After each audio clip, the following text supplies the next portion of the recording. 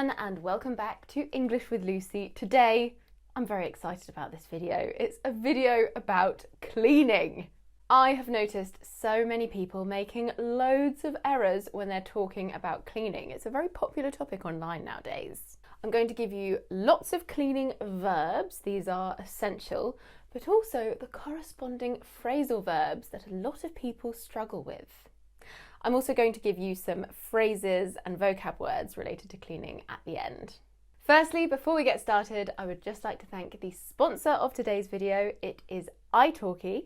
If you haven't heard of italki before, it's a huge online database of both native and non-native teachers who give one-to-one video lessons 24 hours a day, 7 days a week. You can learn English and over 130 other languages from anywhere in the world, anytime, as long as you have a stable internet connection. It's an incredibly affordable way of learning a language, much cheaper than an offline tutor or a language academy. So many people message me and ask me how they can meet and talk to native speakers because they want to practice. italki is a really good option because yes, they have the qualified teachers, but they also have community teachers who will practice conversation with you. They've given me an offer to pass on to you. You will receive $10 worth of italki credit in your student wallet 48 hours after making your first purchase of any amount. That could be a free lesson. Just click on the link below in the description box to sign up. Right, let's get on with the lesson. Firstly, we're going to look at some cleaning verbs and their examples, of course, because I know you love examples. But afterwards, we're going to look at their corresponding phrasal verbs, how you can transform them into cleaning-related phrasal verbs. I'm going to show you a really cool trick that will help you remember which preposition goes with which verb. But let's begin with the verbs. Number one is to wipe. To wipe. This is to clean or dry something by rubbing a cloth, your hand, or some paper. For example, make sure you wipe the surfaces with a clean cloth. Number two, we have to clean. It's important because it relates to the phrasal verb. This means to make clean, not dirty, free from marks and dirt. For example, I'm going to clean the bathroom because it's in a terrible state. Number three sounds similar to clean. It's to clear, and the meaning is different. It means to remove unwanted items or objects from. So with to clean, you're simply removing marks and dirt. To clear, you're removing actual objects or items. For example, I cook the food, my fiancé clears the table. He's clearing objects. He is removing used and unwanted items from the table. If I clean my workspace, I'll probably be wiping down the surfaces or washing the table. If I clear my workspace, I'm probably organising it, removing pens and old bills and things like that. Number four is to sweep. To sweep. This is to clean an area by brushing away dirt or litter. I wouldn't say to brush the dirt or brush the patio. I would say, can you sweep the patio? An example, please sweep the floor carefully. Last time you missed a spot. A spot is a small area. Number five is to wash. This means to clean with water and usually soap or a detergent. For example, when you wash the dishes, don't use a metal brush on my non-stick pans. Two things to note here. I say wash the dishes, but I also talk about pans. When we say wash the dishes, we're speaking about dishes, plates and cutlery, but also any other kitchen utensils that have been used in the process of preparing a meal. Non-stick pans are different to normal pans because they have a special coating that makes sure that food doesn't cling and burn. The next one, number six, is to hang. This means to suspend something from the top, leaving the bottom part to dangle free. For example, why does it always rain just as I go to hang my washing on the line? Number seven is to hoover or to vacuum. This means to clean with a vacuum cleaner.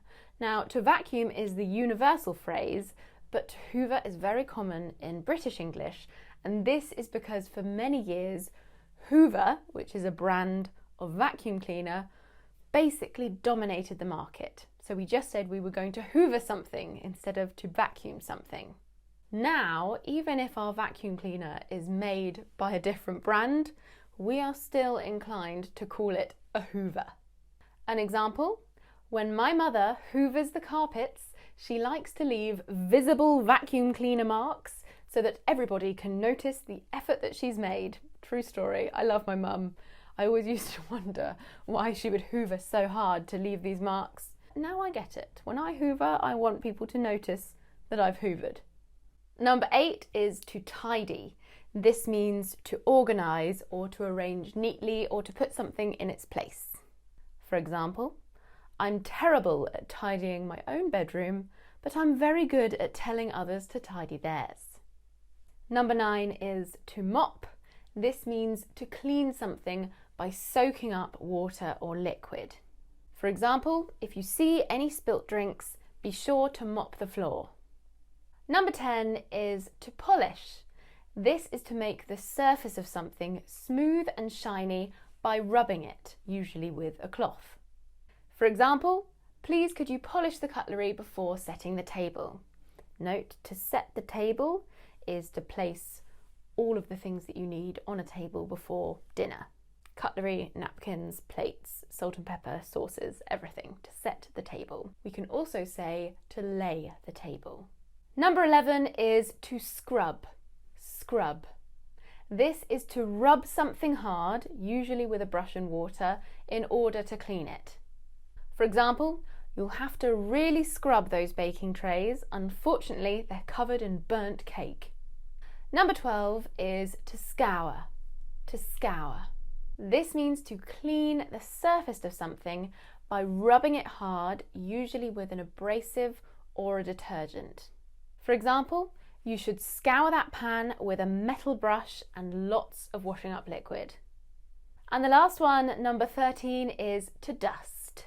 This means to remove the dust or dirt from the surface of something by wiping it or brushing it. For example, please could you dust the ornaments on the mantelpiece? A mantelpiece is a wooden, stone or sometimes marble structure above a fireplace. It's like a shelf and we like to put photo frames and ornaments there. Right, so we've got these 13 cleaning verbs. How do we transform them into phrasal verbs and how do we know which verb goes with which preposition? Oh, I can make this so much easier for you. Every single one of these verbs can be used with the preposition up. And up simply adds emphasis. To wipe up, to clean up, to clear up. Up implies that you're making something better. So to clean up means to clean something in order to improve it. Because up is adding emphasis, it doesn't necessarily change the meaning of the verb before it. You can use these cleaning verbs with confidence with the preposition up, knowing that the meaning is not changed. To clean is the same as to clean up, just the latter has a little bit more emphasis. Now, another preposition that you will hear a lot with cleaning verbs is out. The first 7 verbs in the verb list can also be used without. The following 6 cannot be used without. I mean, you could try, but they would sound a bit weird. Using out with a cleaning verb implies that something, like an unwanted object or dust or dirt, is being removed from the inside of something, whether that be a room or a hollow object. To wipe out. This could be the inside of a bag. Can you wipe out your lunchbox? I'm removing all the dirt and old food from the inside of a lunchbox. To clean out or to clear out. These are commonly used with rooms. To clear out your garage, for example. To throw away unwanted items and to make it cleaner. To hang out is an exception in this case because if you hang out the washing, it doesn't mean that your washing is unwanted, it just means that the washing is going to be hung outside. but because to hang out is used quite frequently, I thought it was important that it was included in this list.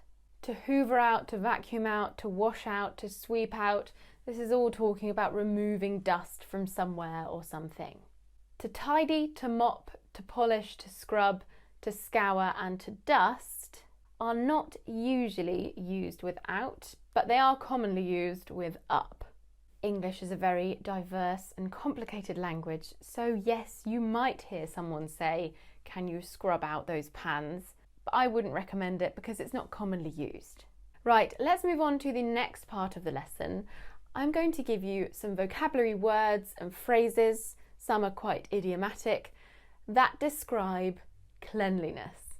Words and phrases that you can use to talk about things that are very clean. A couple of words first. The first one is spotless. Spotless. She cleaned the kitchen until it was spotless. Next, number 2, we have immaculate. Immaculate. This means absolutely perfect. By the time he'd finished, the flat was immaculate. Number 3 is orderly. Orderly. This means that something is very organised or tidy. Everything has a specific place. The library was very orderly. Every book had a place. And number 4, the last vocabulary word is shipshape. Shipshape. This means in good order, very clean. Sarah vacuums every day to keep her house shipshape. Now let's move on to the phrases. The first one is as clean as a whistle. As clean as a whistle. The sink was as clean as a whistle after using the new detergent. We also have as neat as a pin. As neat as a pin. This means the same thing. An example, their hallway was as neat as a pin. The next one, number 3, is spick and span. Spick and span. The guests left the hotel room spick and span. Very clean. And the last one is you could eat off the floor. And this normally talks about someone's kitchen. If their kitchen is so clean, it would actually be hygienic to eat off the floor. Their home was so clean, you could eat off the kitchen floor. It's a huge compliment to be told that someone would eat off your kitchen floor. Right, that's it for today's lesson. I hope you enjoyed it and I hope you learned something. Don't forget to check out italki. The link is in the description box. You can get your $10 worth of italki credits in your student wallet 48 hours after making your first purchase of any amount. You can also connect with me on all of my social media. I've got my Facebook, I've got my Instagram, I've got my Twitter, and I've got my new, it's not so new anymore, is it? My personal channel, Lucy Bella Earl, where I talk about everything that isn't English, lifestyle, makeup, skincare, my fiance, my dog, my life, everything. I will see you soon for another lesson. Mwah. That was me ad-libbing. I shall make a note to avoid doing so in the future.